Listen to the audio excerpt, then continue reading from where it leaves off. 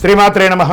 సద్గురు జ్యోతిష్యాలయం వారి యొక్క విశ్వావసునామ సంవత్సర 2025 మార్చి 29 నుండి మొదలు పెడితే మళ్ళీ 2026 మార్చి 28 వరకు వచ్చే ఈ తెలుగు నూతన సంవత్సరంలో వచ్చినటువంటి సంవత్సర రాశి ఫలితాలని మనం ఇప్పుడు తెలుసుకోబోతున్నాం.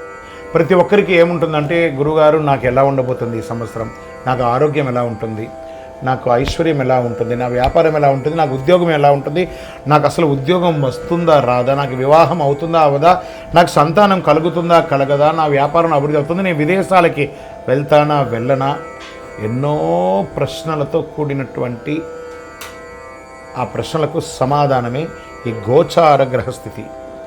ఇందులో మళ్ళీ చెప్తున్నాను, గోచార గ్రహస్థితి మీ యొక్క వ్యక్తిగత జాతకానికి ఒక 30 నుంచి 40% మాత్రమే వర్తిస్తుంది.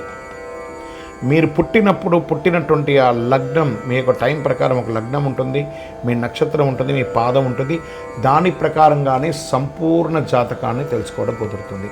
నేను చెప్పే ఈ గోచార ఫలితాన్ని కొంతవరకు తీసుకోండి. తర్వాత మీ యొక్క వ్యక్తిగత జాతకాన్ని మీ పరిసర ప్రాంతాల్లో ఉన్నటువంటి గురువులను సంప్రదించండి. గురుగారు నాకు ఈ సంవత్సరం ఎలా ఉంది, నాకు జాతకం చెప్పండి అని వారి దగ్గర అవసరమైతేనే తెలుసుకోండి.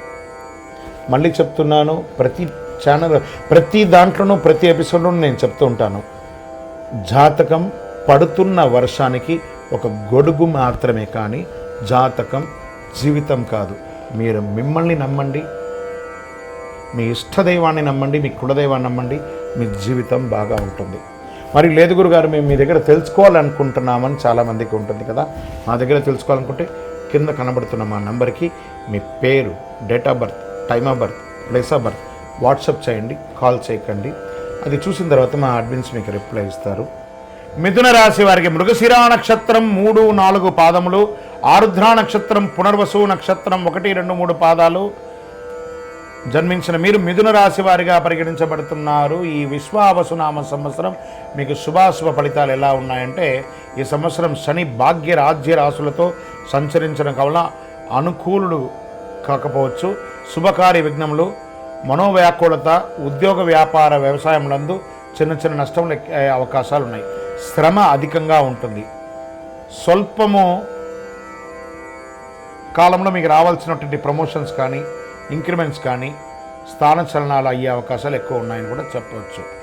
ధన సంపాదన, కీర్తి ప్రతిష్టలు అవి ఆటోమేటిక్గా వచ్చేస్తుంది. సమాజంలో మీ మాటకు విలువ ఉంటుంది. మిగిలిన సమయం అంతయు కూడాను వ్యయ జన్మరాశులు ఎందు సంచరించే ధన వ్యయము, స్థానచలనము కలుగుతుంది. పరిస్థితులు శ్రమకరంగా ఉంటుంది అని కూడా చెప్పవచ్చు. శుభమూలకంగా ధన వ్యయం, రాజానుకూలత లేకపోవడము, కీర్తిహాని కలిగే అవకాశాలున్నాయి. ఆస్తి సంబంధ విచారము, వాణిజ్యాలందరూ వ్యాపారంలో చాలా ఇబ్బందులు కలిగే అవకాశాలున్నాయి. మ్యానుఫ్యాక్చరింగ్ యూనిట్లో ఉన్న వాళ్ళకి మిశ్రమంగా ఉంటుంది. ఆర్థిక ద్రవ్యలోభం అనేది ఎక్కువ వస్తుందని కూడా చెప్పడం జరుగుతుంది. మీ యొక్క విలువైనటువంటి వస్తువులు కూడా మిస్ప్లేస్ అయ్యే అవకాశాలు కూడా ఉన్నాయి. ఒక శస్త్రచికిత్స ఆరోగ్యపరంగా జరిగే అవకాశాలు ఉన్నాయి. వాహనం నడిపేటప్పుడు జాగ్రత్తగా ఉండండి. విద్యార్థులకి చాలా ప్రోత్సాహకాలంగా ఉంటుందని కూడా చెప్పచ్చు. ఆషాఢ కార్తీకం యందు కొంత కార్యానుకూలతగా ఉంటుంది. శ్రావణ భాద్రపద మాఘమాసముల యందు చాలా జాగ్రత్తగా ఉండాలి. ప్రత్యేకించి డాక్టర్స్, సర్వీస్ సెక్టార్లో ఉన్న వాళ్ళకి ఇదొక మంచి సమయం అని కూడా చెప్పచ్చు. ఐటీ రంగం, మీడియా రంగం వారికి మిశ్రమ ఫలితంగా చెప్పడం జరుగుతుంది. స్పోర్ట్స్ వాళ్ళకైతే అద్భుతమైనటువంటి సంవత్సరంగా ఈ సంవత్సరాన్ని చెప్పడం జరుగుతుంది.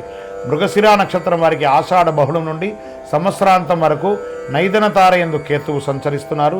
ఆరుద్ర నక్షత్రం వారికి మార్గ శుక్లం నుండి జన్మతార యందు రాహువు, ఆషాఢ బహుళం నుండి నైదన తార యందు కేతువు సంచరిస్తున్నారు. పునర్వసు నక్షత్రం వారికి సంవత్సర ఆరంభం తిరిగి భాద్రపద మహుళం నుండి మాఘ పూర్వార్థం వరకు జన్మతార యందు శని, సంవత్సర ఆరంభం నుండి కార్తీక బహుళం వరకు జన్మతార యందు రాహు సంచరిస్తున్నారు. మొత్తం మీద మీరు ఈ సంవత్సరము మిశ్రమ ఫలితంగా కూడా మీరు చూసుకోవచ్చని కూడా చెప్పడం జరుగుతుంది. స్త్రీలు మీ యొక్క విలువైనటువంటి వస్తువులను కూడా చాలా జాగ్రత్తగా పెట్టుకోవాలి. విద్యార్థులు చాలా జాగ్రత్తగా చదవవలసినటువంటి ఒక సమయం అని కూడా చెప్పచ్చు. మీ యొక్క లక్కీ నెంబర్ 1, మరియు 3 అని కూడా చెప్పుకోవచ్చు.